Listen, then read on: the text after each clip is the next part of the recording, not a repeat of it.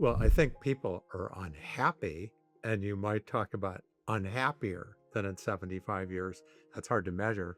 But saying the economy is worse than we've been in 75 years, hard to know what that's calibrating. I'm nervous about AI. I'm nervous about, war and everything going on in the world. But, the hard numbers, even if you're just looking at the lower middle class, are hardly the worst in 75 years.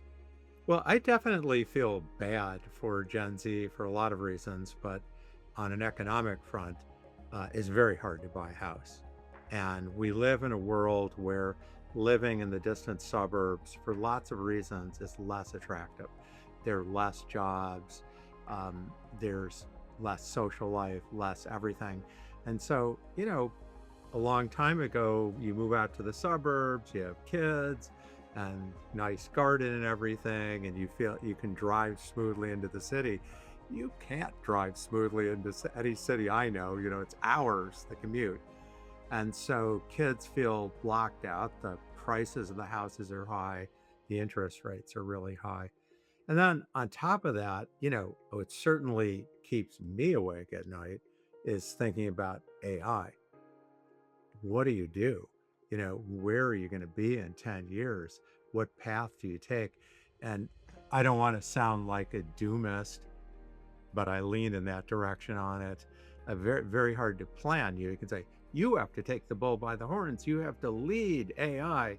You have to have the startup that cracks the code and is amazing. But okay, a few people are going to do that. That's not for everybody. And not everybody could succeed if they all tried.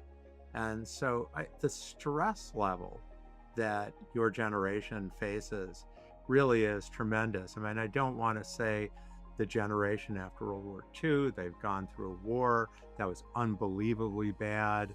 And when I grew up, we were kind of seriously worried about getting nuked. I mean, that was like a thing. When I was, in grammar school, I mean, in like second grade, we would learn how to hide under our desks and stuff. But it didn't feel real, the way that some of these things are. So, it's hard to compare across generations, but I would not say that Gen Z has it easy.